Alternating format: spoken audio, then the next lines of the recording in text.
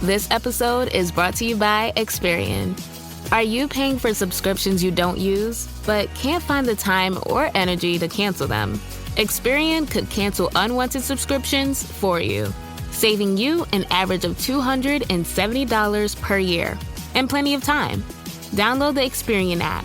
Results will vary. Not all subscriptions are eligible. Savings are not guaranteed. Paid membership with connected payment account required. Today on an all-new Dr. Phil, are you passive or aggressive? I get frustrated with people like this. It's all about you. Exactly. Who's your perfect match? There is one thing that she really needs to do. Take the personality quiz and find out. We did a little hidden camera test on this audience. And see how we turn the tables on Dr. Phil. This expert snooped in my office, and we're going to reveal what it said about my personality. This is going to be a changing day in your life. Have a good show, everybody. Here we go. If it matters to you, that's what I want to talk about. Are we ready in the booth? Let's do it. Okay, it's always interesting to know what's going on stage before the show starts. Sometimes Anthony will bring up the party people to get us going, and it's always a certain type of person. I'm going to go out and talk about who it is. Let's see what this says about these folks.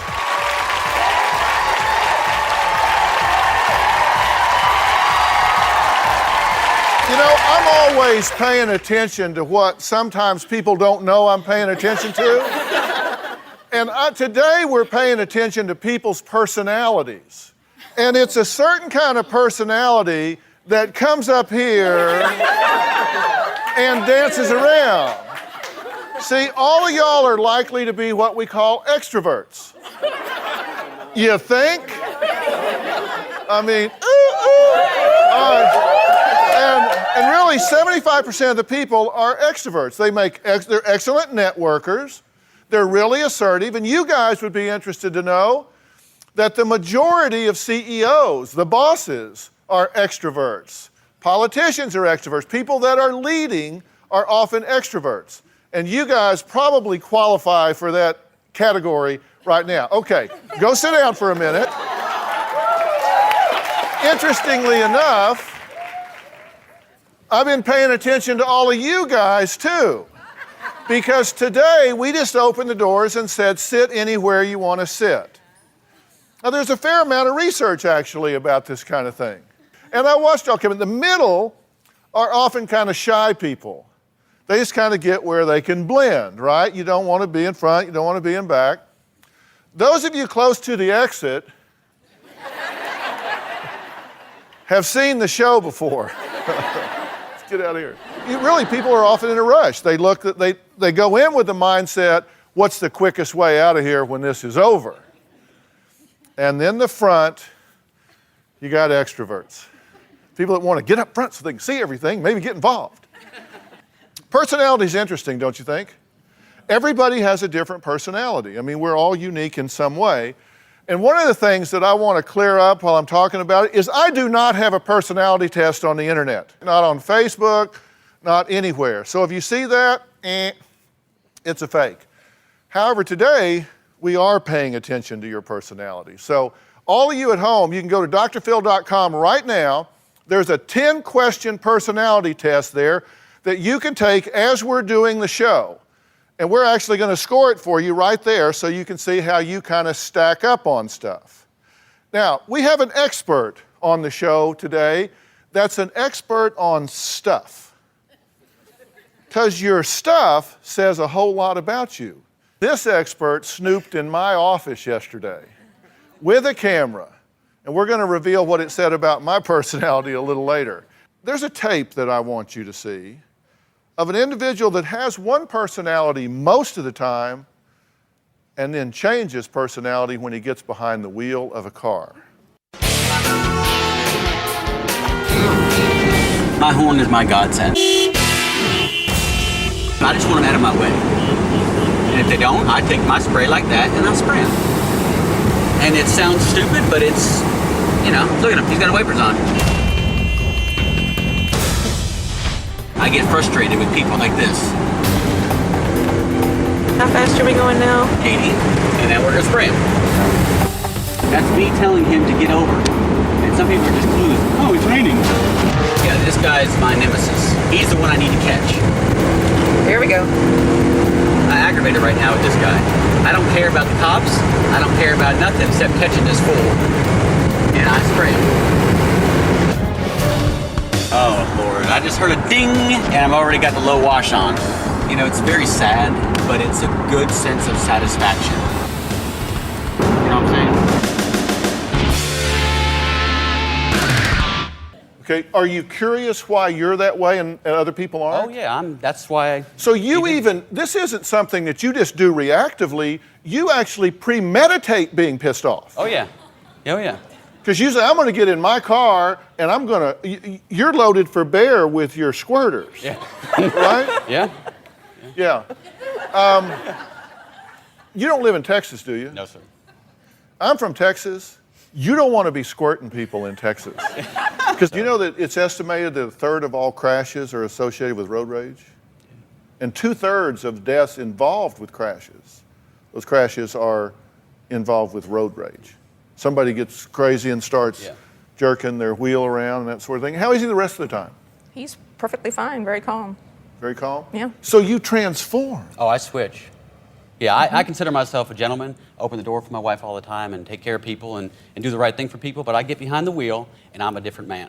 I'm for real. Really only if he has somewhere he has to be. Yeah. How are you in the grocery store line? Oh, I love going shopping. I'm good, aren't I? Food, I like food. I'm going shopping. So if you've got somebody up there that can't find their checkbook or they're on the phone or they're messing around, you don't... The only time, Dr. Phil, is if I'm hungry when we go to the grocery store. Then I'm like, hurry up so we can get home and I can eat. Yeah. Other than that, I'm good.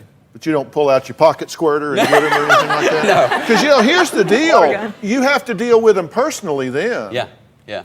Now, is it true that you go through 3 gallons of washer fluid a week? Minimum. I don't even buy washer fluid anymore. I just filled up the hose. Really? Seriously. Each week? Yeah. 3 gallons Can I of take those washer with fluid. me? I could probably use them. Yeah. I bet you guys don't go through a gallon of this a year. And you go through 3 gallons a week? Easy. So I go through a gallon a day sometimes. Do you ever get upset if you run out? Oh, I'm pissed. I really do get mad. I'm like, damn, I'm out now. A long commute. But it's an interesting personality quirk, don't you think, that this is the one place that he does this? And I found a common denominator among the people that I've talked to about road rage, and they all seem to have the attitude that the universe revolves around them. Like you have the expectation that when you get on the road, it's supposed to separate like the Red Sea. Because you are the only one with an agenda. You are the only one that needs to get anywhere. You are the only one in a hurry. And we're going to run on, and people should just know that, okay, Brian's on the road, pull over. Pretty much. Is that your attitude? A lot. And I know that speed is a bad thing for me because I did get pulled over by our lovely troopers. And, when he clocked me, I was going 110. But when he clocked me, I was actually going 120 before. And I didn't even realize it because I get so entrenched in get the hell out of my way that I just floor it. And then I look down and go, I better stop. And I did get rid of a vehicle. I had a Mustang GT and convertible, and I was going 133 down the interstate one day with the top down. And I didn't even realize it until I looked down and said, this is not probably the wisest thing in the world to do. Yeah. I wasn't with him. Exactly. Yeah. And I understand. That's why I'm here, because I want to understand. But do you realize that you have an unrealistic expectancy set? Oh, yeah. Yeah, I do. That you pull onto the road thinking, this is supposed to be about me. They should know Brian has arrived. We're now going to run my speeds, my agenda, my traffic pattern, and that is amazingly egocentric. I mean, that's just totally about you. Oh, I totally understand. The thing I get frustrated with, and I allow myself to get frustrated with, is when I see people texting, eating, driving with one knee, and I take that personally for some reason. Because that's dangerous.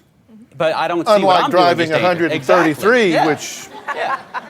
Yeah, exactly. which is much safer. Exactly. Yeah. And I don't necessarily agree. I'm just sharing with you, this is my experience. Okay, so you have one set of standards to which you measure yourself and another set to which you measure everybody else. Again, it's all about you. Exactly. It's okay if you do something stupid on the highway. It's not okay if they do something stupid. Well, it's not okay, but I don't judge myself. Did you squirt yourself? Yeah, that's what I'm saying. I didn't squirt myself. You should dump this on your head next time you go 133. you get my point. Yes, sir. If you want to change this, you got to do a couple of things. One, you have to adjust your expectancy set. I mean, come on. I live in L.A. No, I couldn't. This is, you would be a serial killer. I'd be dead. Yeah. One day. I'm telling you, you've got to adjust your expectancy set. All right? And we're going to be talking more about personality as we go along. And the test that has become an online phenomenon, you're going to see what that is in a few minutes. You're going to find out if it's real or if it's kind of controversial as well, right after the break.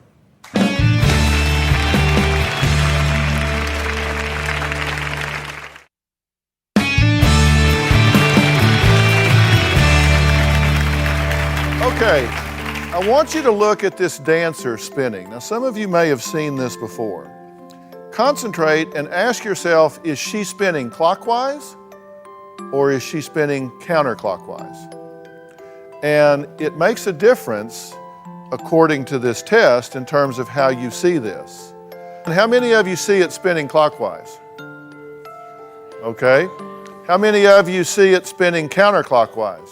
You know, interestingly, that's close to 50-50. Now, I believe the theory here is that if it is spinning counterclockwise, you are left brain dominant.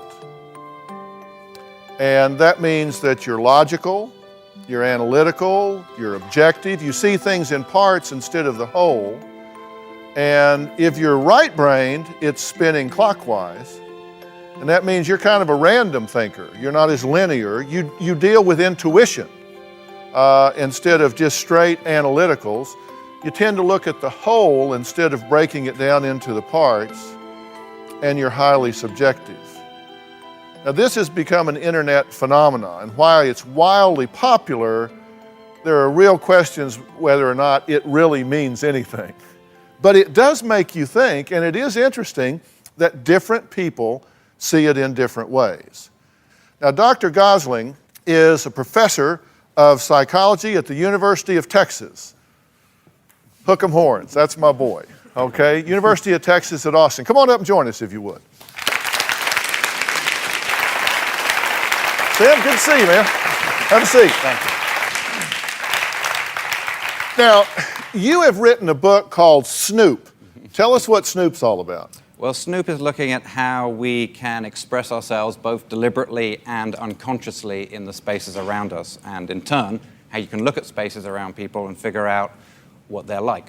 Some of it they want to tell you, which is and they're being authentic when they do that, but some of the things they tell you accidentally, just by the way they leave their objects on their desk and organize their books and so on. Okay. Did I tell you some things accidentally when you went through my space? You did, and you also said some things, I think, authentic expressions, conscious authentic expressions about what's valuable to you. We'll get to that later. I think that if you track the literature in psychology, there have been so many things written over the years about personality traits and characteristics, but it seems like there is a real consensus that there are kind of 5 big factors that describe personality right now. And that's what the test is that we put on the internet that gives you some insight into that. I'm not saying that it's perfect. Those 5 characteristics are openness, conscientiousness, extroversion, agreeableness, and neuroticism. Tell us what openness means. Well, openness is really a good test. I mean, maybe people here could answer. Imagine that you go into a restaurant, and are you the type of person when you get the menu who points to the thing that you've never seen and say, I'll have that, whatever it is?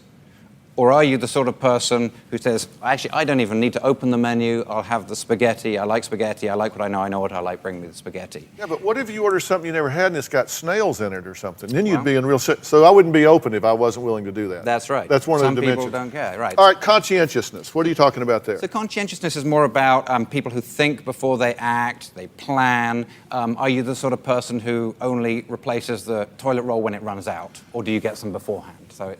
Planning ahead. Now, we met some extroverts up here, and most everybody knows what extroversion means. I mean, is there anything that's more subtle other than just the outgoing, engaging aspect? Well, these people tend to be more dominant, they tend to be more active, and they really get energized by people. So many people can come to a party, but afterwards you can really tell between the introverts and the extroverts, because the introverts need to go sit down and be alone for a bit to decompress, whereas the extroverts are energized by it. Okay, and agreeableness is kind of like Mr. Rogers versus Simon Cowell. Exactly. It's just how agreeable are you, and you tend to seek some point of harmony, right? Yeah, it's really are people warm, sympathetic versus people who are going to tell it to you bluntly, and they're not going to try and hide your feelings. It's more they're going to be direct with you. All right, neuroticism has to do with stability, stress, worry. I mean, is this a bad thing if you're high on neuroticism? Well, it depends what kind of a world you live in. If you're in a world full of threats, then it's good to be very alert to threats. If you're in a safe world, which most of us now, then you can get very anxious and worrying about things that aren't actually threats to you. Okay, now some of these things that you use to kind of demonstrate this, you have a stamp demonstration. Tell me about this. All right. Well, the answer is so who here carries spare stamps in your wallet or your bag or something like that? Raise your hand high, be proud if you carry spare stamps. Really? Okay, look around. Okay, stand up. If you're a stamp carrier, really, stand up. If you're a stamp carrier, Okay. really? You carry a stamp with you? This is fascinating to me. You have a whole page of them. You have 2 sets of stamps here. Did you know there would be people out here with stamps? They usually are, but yeah. Okay, what is this? What's your name? Marnie. Marnie? Marnie. Okay, would you say then that she is conscientious? She would be high and conscientious, but it goes beyond that. So what's really interesting about that is not only the people who carry stamps, but reactions like yours of the people who don't. And what's...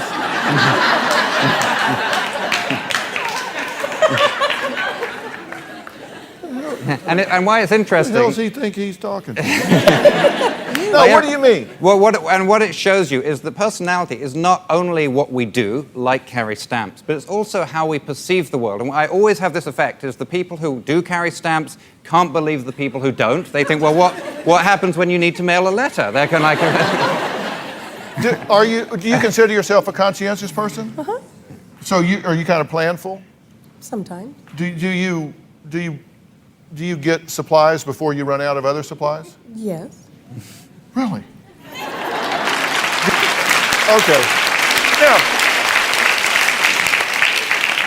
so what do you say that it says about somebody like me who can't believe that somebody would wag a stamp with them around for 5 years and it goes out of style and it's not enough money but you still carry it around? Mm-hmm. Well, that does shock me. Yeah, and they have different standards. You're just supposed to say, "Oh, no, it looks fine." Yeah. And people just have these different standards, which is why it's quite hard to fake it, because it's hard to see the world truly as somebody with a different personality sees the world. Yeah, for sure. All right, we come back. Are personalities compatible? I mean, we hear about this a lot. I mean, is there a certain type you mesh with versus Nash with? And we're going to add a body language expert to weigh in on this because, listen, I believe that a very small percentage of our communications are verbal, and a whole lot of it is what we say with our body and our syntax and how we position ourselves.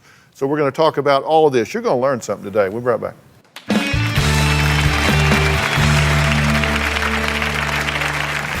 Now, here we see he's looking at another woman. Look at that face. She is not happy. She's going, what? What are you doing? In 1 week, a father of 3 drops a bombshell on his wife. He thinks they should have an open marriage. What man would not want to have a wife and a girlfriend? I am at my breaking point. I am done with this. The other woman involved in this says she's tired of it too. And she's here, actually. A love triangle. You are having sex with her and with her. You have a serious maturity problem. Man up, buddy, and get a divorce. That's Thursday. My name is Darcy. I've been dating Craig for about 7 months. Craig's personality is different than mine in that he never seems to stress about anything. She's just really easygoing. Craig's a little bit more progressive than I am. She's a little more traditional than me. I'm a pretty ambitious person. I would like to get married someday. I wouldn't really date anyone who I didn't think was a potential candidate. She's a pretty cool girl. I'm hoping to learn if Craig and I are compatible. Okay, now right now you can go to my Facebook page And you're going to find something there about Darcy and Craig, and you're going to get to vote based on what you've seen and what you're going to see as to whether or not they think you guys are short-term or this could be the long haul. So we're going to do a little focus group on you guys while we're doing this. Sounds good. Okay, now, Dr. Lillian Glass is here. Now, she is a body language expert, and she has looked at this couple's compatibility on a recent date. So let's take a look at this, and then we're going to talk with Dr. Glass.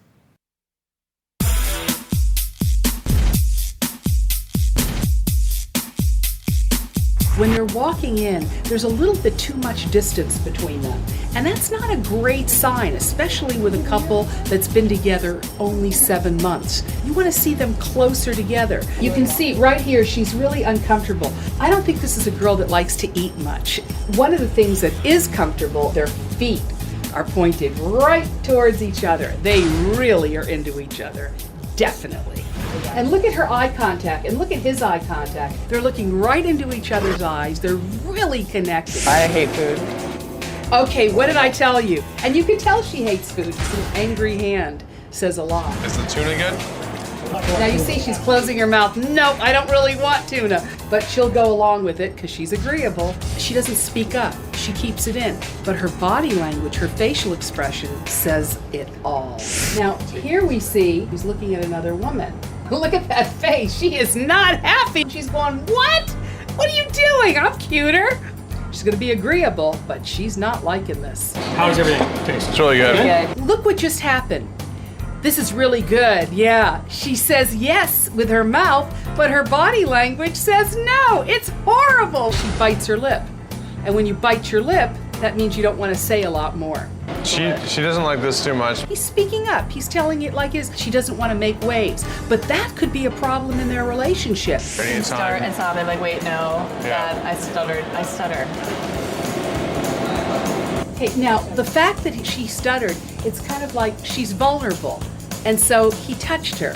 Kind of, that appeals to him. He finds that a turn on, as you can see. This is a great couple. They're very accommodating to one another, but there's something major that she needs to work on. All right, now.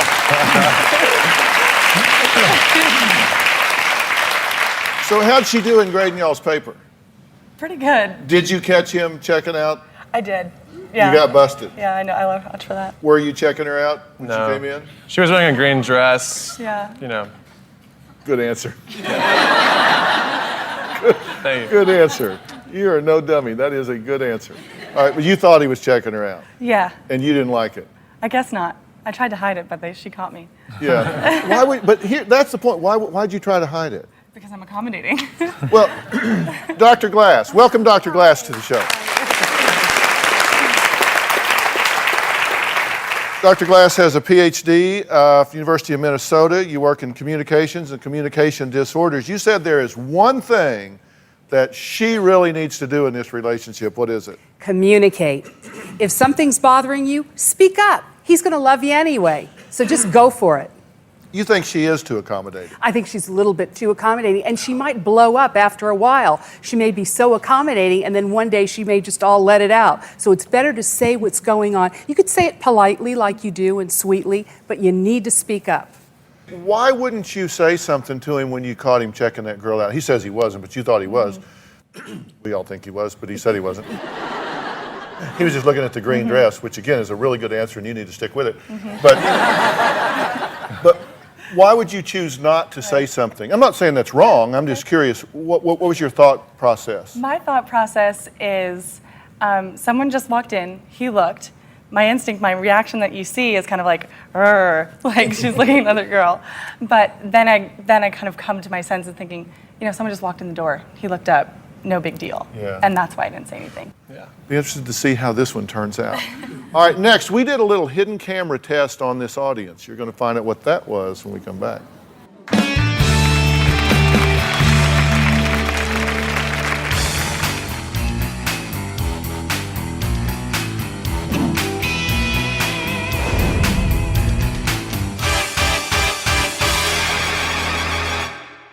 I'm going to be 100% honest. I think there's stuff going on with you that we don't all know about.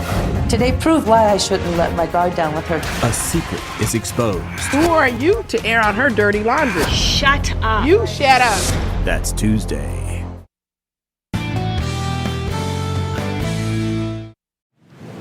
Across this great country, from coast to coast, you've told me about the crossroads we're facing. That's exactly why I wrote We've Got Issues, How You Can Stand Strong for America's Soul and Sanity. This book isn't just a conversation starter.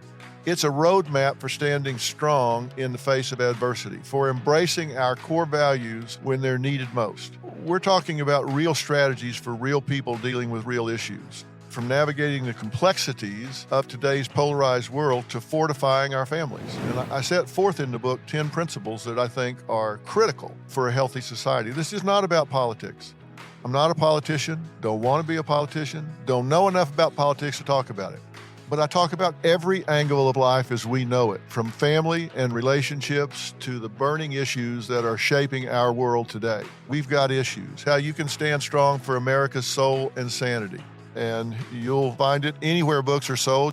It's about time we start addressing what truly matters.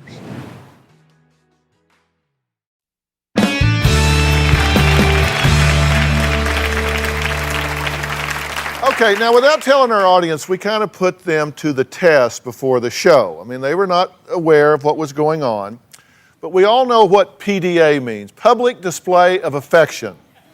Now, we put a couple just outside in the audience holding area, and, well, we let them get frisky.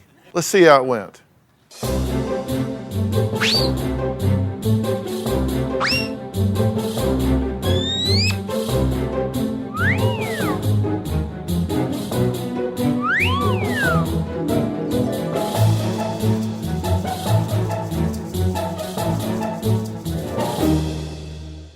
Were you surprised at people's reactions? Yeah, a little bit. I was really surprised, and I was surprised at one of the comments too. What did they say? She was really just offended, and really? it was interesting. And I thought it was actually funny. So, and I tried to hold back the laugh, but yeah, because you didn't want to tell them that we'd put you up to this. Exactly. All right. So where's Tina?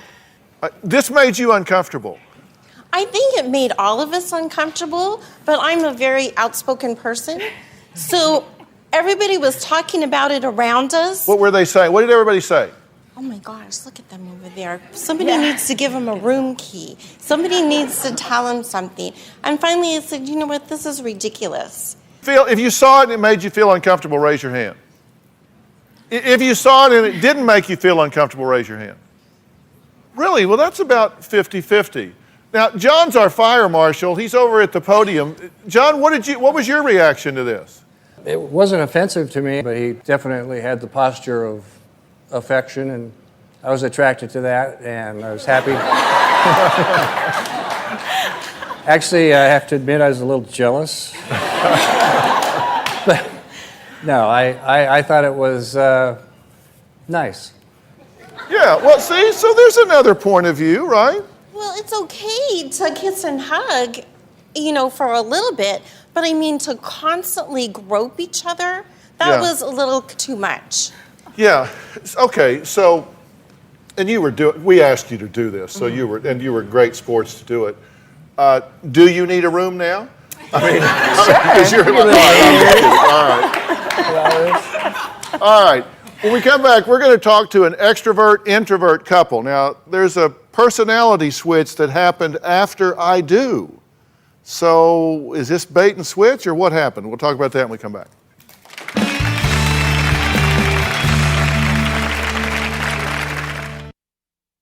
Closed captioning provided by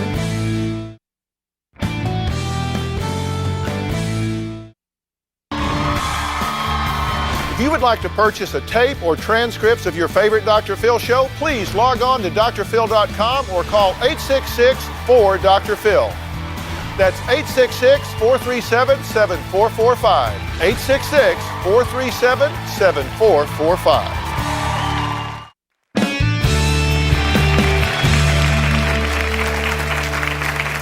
All We've been talking about personality today, and there are differences in personality. On drphil.com, we have what we call the Big 5 Personality Quiz. You can find it there.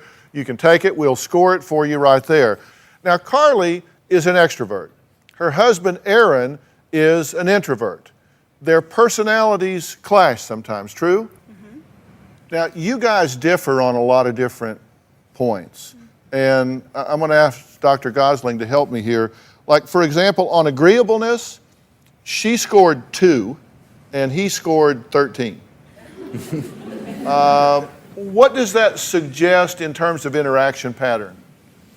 Well, the real difficult pattern is if somebody is actually low on agreeableness and at the same time likely to say things. It's kind of dangerous because you have somebody who's willing to say things directly and will say them, and then the other person who won't communicate backwards. And so it's the sort of classic bad combination which needs to be well, on addressed. agreeableness, you scored 2, and on extroversion, you scored 16. And on agreeableness, you scored 13, very agreeable, and on extroversion, you scored 7. So you don't say a whole lot, you're not as outgoing, but you're highly agreeable. But you're not very agreeable and highly extroverted. So what do you do about this? Did he switch after you married? Oh, yeah. How so? Well, I don't know if it is, but you know when you're dating, you talk a lot because you don't know anything about each other. So you end up talking and sharing about your childhood and just getting to know each other. And we would do more things and see more people, and he would talk and, interact better. And then, then we got married and had children. And I don't know if it's stress of everything else that he just doesn't want to think about it. I don't know. Yeah. Did you change after you got married? Were you putting your best foot forward and then you relaxed? Yeah, I got into a comfort zone, into where I wanted to, this is where I want to be. This is what I've strived all my life to be. I'm married, have a beautiful wife, nice place, beautiful children we're raising and stuff, and it's just like on autopilot, just sitting there. It's like, okay, we can just, cruise through life now. We're good. I've worked hard to get where I'm at. Let's try to maintain that. Yeah, well, you're honest. This is kind of like a garden. You can put a lot of work into creating a garden, and you can plant it, and you can water it, and you can get it going. Then you go, wow, I got a great garden. You can go back up to the porch and sit down. But if you don't tend it, it's going to fall apart on you, right? It'll just be swallowed back up by the earth. I mean, weeds will take over, it'll dry up, it'll blow away. I mean, that'll be a real problem. You can't just say, oh, I've arrived, I've got what I want, I'm now where I want to be, so I can just go on autopilot. You got to know that won't work. Yeah, no, that's slowly coming to realization. Yeah, well, let's speed that up. You want him to plug back in, true? Oh, yeah, I'm also a stay-at-home mom, so it's nice to have a conversation with an adult where I can communicate and talk and laugh, and... Yeah. All right, so Dr. Glass, what do you read body language wise right now? It's interesting because when I first saw them sit down, she was very affectionate. She leaned towards him, she put his hands on him, and he just completely ignored her. He wasn't receptive to her affection. And that's a big thing because it has to be mutual. When she touches you, you've got to touch her back. You've got to connect with her. He's also nervous, too. Well, see, you're very agreeable. You're very agreeable. But still, we're not picking on him or making him wrong because he's a great guy and he said you were beautiful and he loves you and wants to make this work. And that's the beautiful thing. He told Phil that he wanted to make, Dr. Phil, that he wanted to make this work. And one of the ways you can make this work is to be more affectionate to her when she touches you, when she communicates with you, when she looks at you. And that's really what we're talking about. And I think that could be a great step in the right direction. Thank you. I got to do something, try to bring something home. She likes dark chocolate, once in a while I think about it and I'll stop by the store and bring her home a dark chocolate candy bar or something and say, hey, honey, I was thinking about you today, or something like that, to just try to do something that she loves and doesn't really think that I'll remember. Now, did you see how when you said that, all women in the audience went, oh. And it wasn't the dark chocolate, it was that I was thinking about you today, right? And so I wanted to, it doesn't take a lot. Here's the thing, Dr. Gosling, you don't have to be somebody you're not, right? It's just these things are ranges, and you can move to the high end of your range and still be genuine to yourself. But that means you got to have some flexibility, though, right? Right, there is a strong genetic component to all of these traits, but there's still a lot of room for variance within that. You're never going to have somebody become a complete extrovert who's an introvert, but there's room to change one's actions, if not your personality. Okay. All right, next, we're going to get to it and see what your stuff says about you.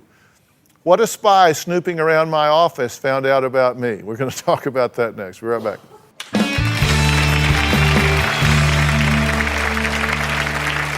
All right, so now we're going into the inner sanctum. I'm just sort of having a general look around the space. Maybe we can even look in a drawer. Very interesting. DrPhil.com, brought to you in part by... Dry, itchy skin? Ordinary lotions may not help. New Cortisone 10 Hydrotensive relieves it with moisturizers plus the power of Cortisone 10. New Hydrotensive Lotion. Travel consideration provided by... When you're coughing, can't breathe, new Icy Hot No Mess Vapor Gel soothes airways with cooling vapors. New Icy Hot No Mess Vapor Gel. If you're going to be in the Los Angeles area and would like to see the Dr. Phil show in person, call 323-461-PHIL. Or you can go to drphil.com and click on Be in the Audience.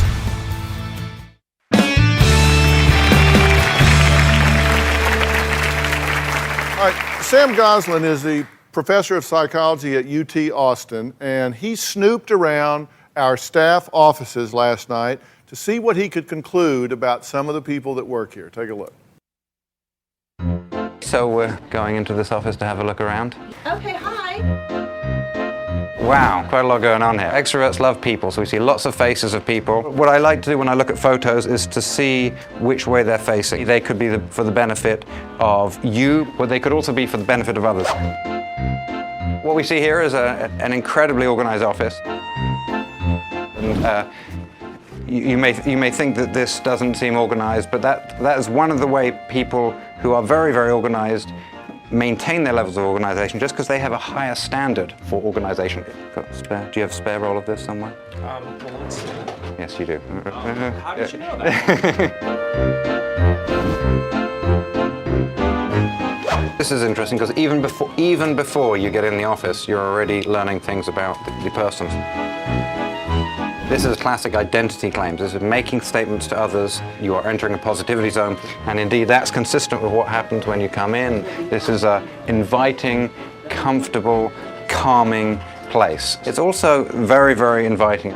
It's not super inviting. This looks like quite a sort of a hard-nosed place. We see the hula girl there, and so that said, there's also a little bit of quirkiness. It sort of reminds me of the bad guy in the James Bond movies.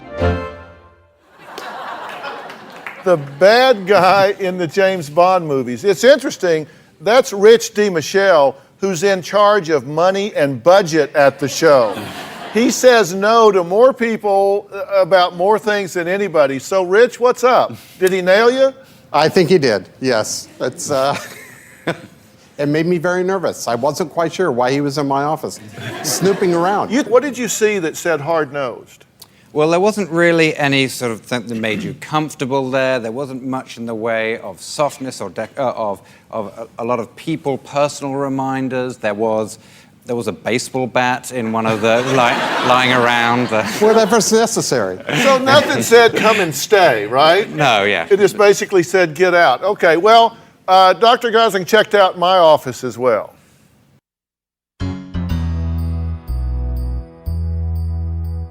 All right, so now we're going into the inner sanctum.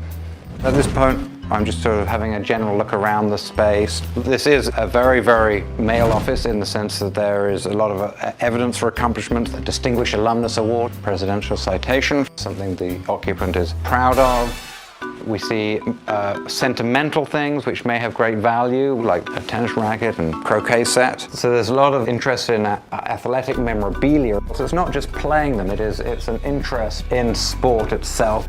We're seeing the symbols for thoughtfulness with the chess set. Very interesting. So let's see what Dr. Phil has on the desk. There is some tea, or I'm not sure, maybe it's Dr. Pepper. That's Coke.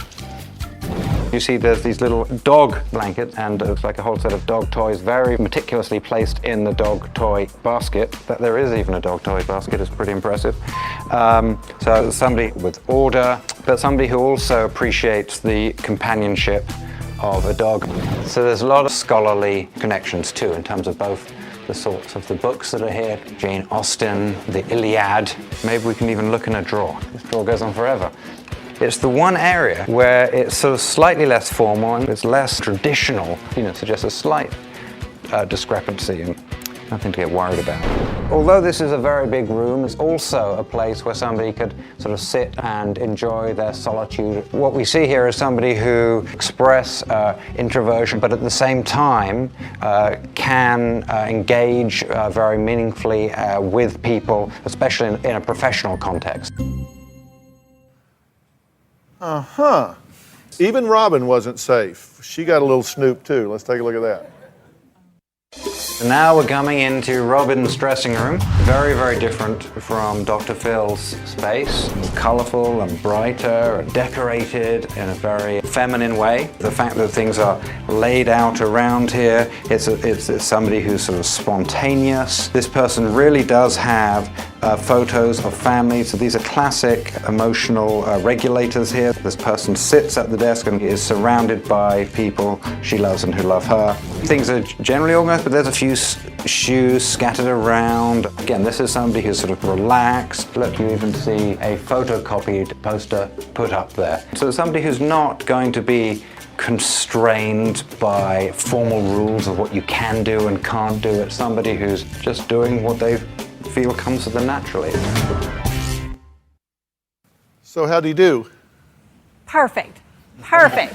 That's exactly who I am. I love to be surrounded by the people I love, by having all the photos in there, and I make a complete mess when I get dressed. Yeah, because you're right, no rules. I mean, she just does what she wants to do. I mean, it's right? True, though. It's true. It's because true. I noticed in there she had there's a painting on the wall and she had taped something onto the painting. Right, exactly. Who does that? Who tapes something onto a painting? She does. A rule breaker, spontaneous rule breaker. Yeah, spontaneous rule breaker. All right, so this is kind of silly, but we did something else. What's your dog personality? Have you ever thought about that? Go to my Facebook page and you can find out right now. When we come back, I'm going to tell you which dog personality I have. We'll be right back.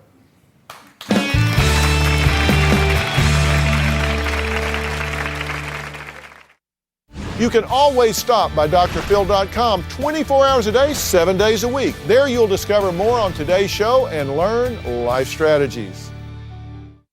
But personality doesn't always have to be about disorders. That's what we want to talk about today. So you can take this quiz and find out where you come down on the big 5 things. And you can have fun with this.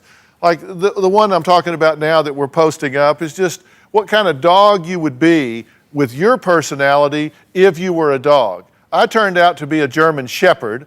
I'm not sure what that means, but I turned out to be a German Shepherd. And Robin, you were what? Weren't you a Lhasa Apso? Yes. How cute. Look. Oh, yes. Yeah, I love definitely. That. Definitely. Look at all the hair. Yeah. All right. Now, more fun personality quizzes are on drphil.com. And as I say, this doesn't have to always be serious. You can have fun, so check them out. I really want to thank Professor Sam Gosling. He is author of Snoop, and you can find that book in your bookstores, on Amazon.com, and it will tell you an awful lot about the people around you, the people you work with, and yourself, perhaps. So I really recommend it. I've read it. It is good. Dr. Lillian Glass, thank you so much for being here and telling us what to pay attention to. We say a lot other than with our words, true? Sure do. Sure do. Yeah. All right. All of my guests, thanks so much. We have a great time here in the studio audience. If you're going to be in the Los Angeles area, we would love to have you. The tickets are free. Go to drphil.com. You can click on Be in the Audience. Thanks so much for being here. So long.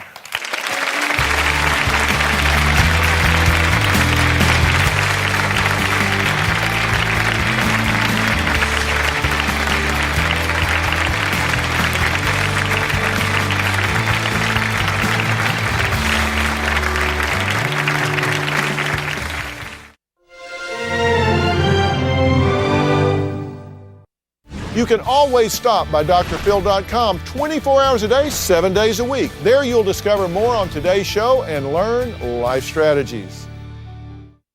But personality doesn't always have to be about disorders. That's what we want to talk about today. So you can take this quiz and find out where you come down on the big 5 things. And you can have fun with this. Like the one I'm talking about now that we're posting up is just what kind of dog you would be with your personality if you were a dog. I turned out to be a German Shepherd. I'm not sure what that means, but I turned out to be a German Shepherd. And Robin, you were what? Weren't you a Lhasa Apso? Yes. How cute. Look. Oh, yes. Yeah, I love definitely. That. Definitely. Look at all the hair. Yeah.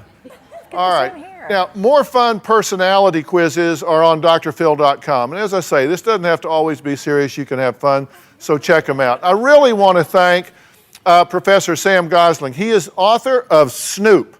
And you can find that book in your bookstores, on Amazon.com, and it will tell you an awful lot about the people around you, the people you work with, and yourself, perhaps. So I really recommend it. I've read it. It is good. Dr. Lillian Glass, thank you so much for being here and telling us what to pay attention to. We say a lot other with our words, true? Sure do. Sure do. Yeah. All right. All of my guests, thanks so much. We have a great time here in the studio audience. If you're going to be in the Los Angeles area, we would love to have you. The tickets are free.